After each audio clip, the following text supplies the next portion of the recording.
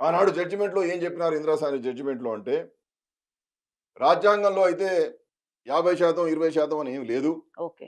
కానీ ఎంతో ఒక ప్రిన్సిపల్ ఉండాలి గదా! ఆ! రిజర్వేషన్‌లు అనేటువంటిది ఎంత మేరకు ఇవ్వాలి అనేటువంటిది చూసినప్పుడు, జనాభా ప్రకారం ఎస్సీ, ఎస్టీలకు ఆ విధంగానే మొత్తం వర్టికల్ రిజర్వేషన్ 50 దాటొద్దని. ఓకే. అందుకని ఆ ఎస్సీ, ఎస్టీ బోను 27 అంటే 50 వరకు అవుతుంది.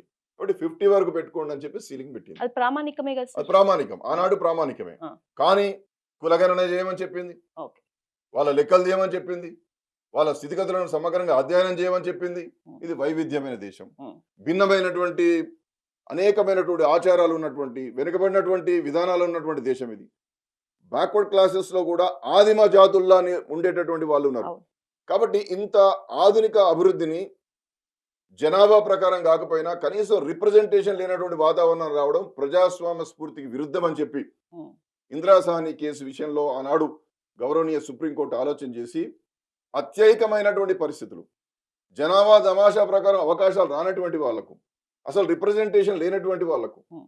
ప్రపోర్షనేట్ గా ఏ అవకాశాలు రానటువంటి వాళ్లకు ఇనడెక్వసీ ఉన్నటువంటి వాళ్లకు హ్మ్. మీరు గణాంకాలు కనుక సమగ్రంగా చేయగలిగితే 50% దాటవచ్చు అని సో, చెప్పింది. అసాధారణ పరిస్థితుల్ని ఎస్ చూపించగలగాలి. హ్మ్. అసాధారణ పరిస్థితులను నువ్వు చూపించగలిగితే దాటవచ్చు అని చెప్పింది. దాని తర్వాత రాకేష్ కుమార్ అనేటువంటి జడ్జిమెంట్ కూడా సుప్రీంకోర్టు వచ్చింది. అప్పుడు ఏం చెప్పినారంటే షెడ్యూల్ ఏరియాలలో నార్త్ ఈస్ట్ స్టేట్స్ ఉంటాయి. ఓకే. మణిపూర్ అని ఇవన్నీ ఉన్నాయి కదా, హ్మ్. నాగాలాండ్ గీగాలాండ్ సిక్కిం హ్మ్. ఇలాంటి రాష్ట్రాలలో ఏమవుతుందంటే ఓపెన్ కేటగిరీ ఎస్టీలే ఉంటారు, అవును. రిజర్వ్డ్ కేటగిరీ ఎస్టీ ఎస్టీలే ఉంటారు. ఉంటారు. కాబట్టి అక్కడ 50 అని పెట్టుకోవడానికి ఉండదు కాబట్టి ఉండదు. అలాంటి అసాధారణ పరిస్థితుల్లో కూడా హ్మ్. ఈ 50% సీలింగ్ను మేము పట్టించుకోమని చెప్పినారు. హ్మ్. మిగతా జనరల్ వార్డులలో ఇలాంటి అసాధారణమైనటువంటి వాతావరణం కల్పించమని చెప్పారు. హ్మ్. కాబట్టి ఇవాళ అసాధారణమైనటువంటి వాతావరణం కల్పించాలన్నప్పుడు కులగణన చేయాలి. అవును. ఈ సర్వేశ్వర కులగణన చేయడానికి నెహ్రూ గారి నుంచి మొదలు పెడితే మన్మోహన్ సింగ్ గారి వరకు హ్మ్. ఎవరు అడ్డుకున్నారు? ఎవరడు ఎవరు అడ్డుకున్నారు?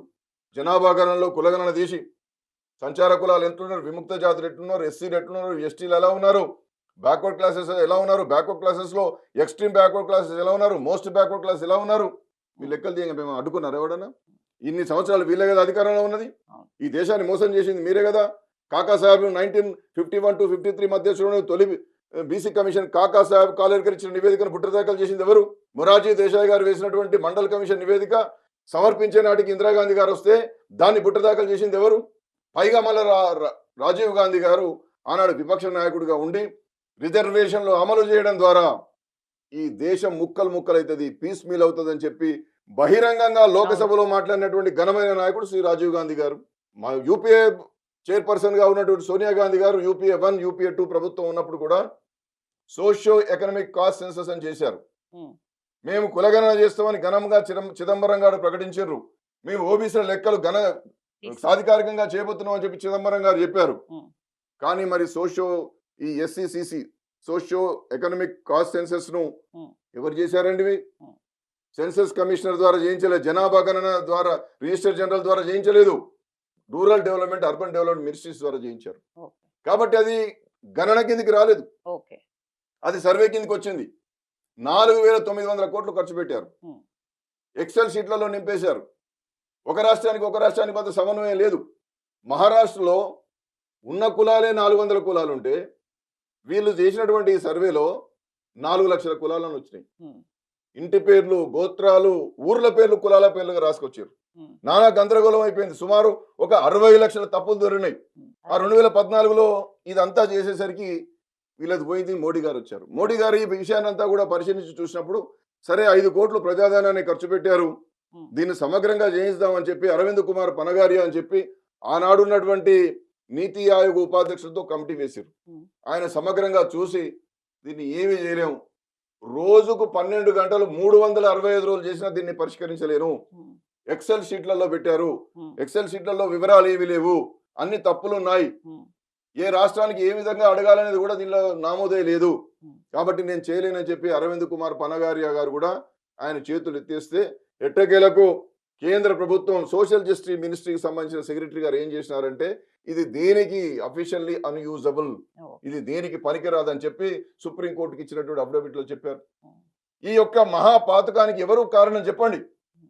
నెహ్రూ గారి నుండి మన్మోహన్ సింగ్ గారి వరకు ఎవరు దీన్ని అడ్డుకున్న వాళ్ళు లేరు, మీరు చేయలేకపోయారు. హ్మ్. మీరు చేసింది కూడా మొత్తం తప్పు చేశారు. ఆఖరికి మోడీ గారు ఏం చేయలేని పరిస్థితి వచ్చింది. ఇవాళ జనాభా గణనలో కులగణన చేయబోతున్నారు. జనాభా గణనలో కులగణన, మనకు జనరల్ జనాభా గణన జరుగుతుంది కదా, జరుగుతుంది. దాంట్లో కులగణన చేయబోతున్నారు. 1951 నుండి ఎస్సీ ఎస్టీ గణన జరుగుతుంది. ఎందుకంటే రాజ్యాంగబద్ధంగా చేయాల్సినటువంటి అవసరం ఉంది. అవి షెడ్యూల్డ్ కులాలు, షెడ్యూల్డ్ తెగలు కాబట్టి. బ్యాక్వర్డ్ క్లాసెస్ కానీ ఇతర కులాలు ఎప్పుడు చేయలేదు. 1931 తర్వాత ఆగిపోయింది. భారతదేశానికి స్వాతంత్రం రాకముందు బ్రిటిషర్స్ చేశారు 1931లో. తర్వాత 51 నుండి ఆరంభమైన దాంట్లో ఓబీసీ ఆపేసిర్రు. ఎవరు ఆపేసిండ్రు? ఈ కాంగ్రెస్ ప్రభుత్వమే కదా, ఈ నెహ్రూ గారి ప్రభుత్వమే కదా. ఇందిరాగాంధీ జయంగా ఎవరైనా అడ్డుకున్నారా? రాజీవ్ గాంధీ గారి జయంగా ఎవరైనా అడ్డుకున్నారా? మన్మోహన్ సింగ్ గారి జయంగా ఎవరైనా అడ్డుకున్నారా? సార్, జనగణనలో కులగణన అంటే అది ప్రామాణికం ఎట్లా? అసలు దాని కరెక్ట్ రిజల్ట్ అనేది వస్తుందా సార్? తప్పనిసరి. ఇవాళ జనాభా గణన జరుగుతున్నప్పుడే అదే క్వశ్చనీర్ లో కులాలకు సంబంధించి ఎస్సీ ఎస్టీ బీసీ కులాలకు సంబంధించిన వివరాలను కూడా సేకరిస్తారు. ఎస్సీ ఎస్టీ 51 నుండి సేకరిస్తున్నారు. ఓబీసీ ఇతర కులాలను కూడా మీకు ఇప్పుడు చేయబోతున్నారు. అంటే ఈ దేశానికి స్వాతంత్రం వచ్చిన తర్వాత స్వతంత్ర భారతదేశంలో కులగణన, జనాభా గణనలో కులగణన అనేటువంటిది రిజిస్టర్ జనరల్ జనాభా గణన ద్వారా సాధికారికంగా రాజ్యాంగబద్ధంగా చేయబోతున్నారు. ఇలా చేయబోతున్నటువంటి మోడీ గారి ప్రభుత్వం గొప్ప ప్రభుత్వమా? ఇన్ని రోజులు బీసీలను మొత్తం అధపాతాలను నెట్టినటువంటి కాంగ్రెస్ ప్రభుత్వం గొప్పదా?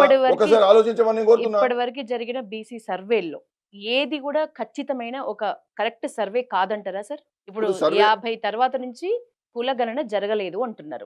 సో ఇప్పుడు వరకు జరిగిన సర్వేల్లో ఏది బెస్ట్ మీ అభిప్రాయం ప్రకారం? అమ్మా, సర్వే అంటే ఉజ్జాయింపు. మీరు ఎగ్జిట్ పోల్స్ చేస్తారు కదా, అవును, అట్లాంటిది సక్సెస్ అయితే అది కరెక్ట్ అయితే కావచ్చు, కాకపోవచ్చు. 50-50 కదా. ఈయన గెలుస్తాడని మీరు చెప్తే గెలవచ్చు, గెలవకపోవచ్చు. 50% ఉన్నారంటే ఉండవచ్చు, లేకపోవచ్చు. దేశం అంతా డోర్ టు డోర్ వచ్చి మీరు ఎలా బ్రతుకుతున్నారు, మీ కులం ఏంది, మీ జీవన స్థితిగతులు ఏంటి, మీ ఉద్యోగం ఏంటి, మీ రాజకీయం ఏంటి అని అడగాలి కదా. ఇవాటికి కూడా సంచార కులాలు, విముక్త జాతులు ఎంత భయంకరమైన జీవితాలు గడుపుతున్నారు. నరేంద్ర మోడీ గారి ప్రభుత్వం ఈ దేశంలో ఏర్పడిన తర్వాత సబ్కా సాథ్, సబ్కా వికాస్, సబ్కా విశ్వాస్, సబ్కా ప్రయాస్ అనేటువంటి నినాదాలను పెట్టుకొని అనేకమైనటువంటి సంస్కరణలు, అనేకమైనటువంటి సంక్షేమ పథకాలు తీసుకురావడం ద్వారా ఇవాళ దారిద్ర్య రేఖ దిగువ నుండి 25 కోట్ల జనాభాని కొత్త తరం మధ్యతరగతి కుటుంబాలుగా మారిపోయినాయి. ఇది ప్రగతి అంటే. ప్రగతి అంటే ఇదండి. ఇవాళ జిఎస్టీ సంస్కరణలు తీసుకొచ్చారు. ఇవాళ నిత్యావసర వస్తువులకు 0 ట్యాక్స్ పెట్టారు. గతంలో ఈ జిఎస్టీ ఆరంభమైన నాడు మోడీ గారు ఆరంభించవచ్చు, కానీ 8 సంవత్సరాలు దీని యొక్క ప్రగతిని చూసిన తర్వాత ప్రజల డబ్బు ప్రజలకే చేరాలి, ప్రజల యొక్క జీవన ప్రమాణాలు పెంచాలి, ప్రజలలో వారి యొక్క తలసరి ఆదాయం పెరగకుండా, కొనుగోలు శక్తి పెరగకుండా ఏమీ చేయలేము, సంక్షేమ కార్యక్రమాలే ప్రజల జీవన ప్రమాణాలను పెంచలేమని చెప్పి గమనించినటువంటి శ్రీ నరేంద్ర మోడీ గారు ఇవాళ జిఎస్టీలో సంస్కరణలు తీసుకొచ్చారు. మీకు నిత్యావసర వస్తువులు అని 0% తీసుకొచ్చారు. ఆ విధంగానే వ్యవసాయం సంబంధించినటువంటి పనిముట్లు కావచ్చు, వ్యవసాయం విషయంలో కావచ్చు, ఇవాళ 5% తీసుకొచ్చారు.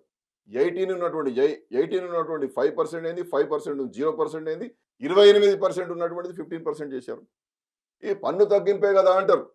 నువ్వు గబ్బర్ సింగ్ ట్యాక్స్ అని మాట్లాడినటువంటి ఈ రాహుల్ గాంధీ గారు, ఈ కాంగ్రెస్ పార్టీకి పన్ను తగ్గింపులుగా కనపడుతున్నాయా?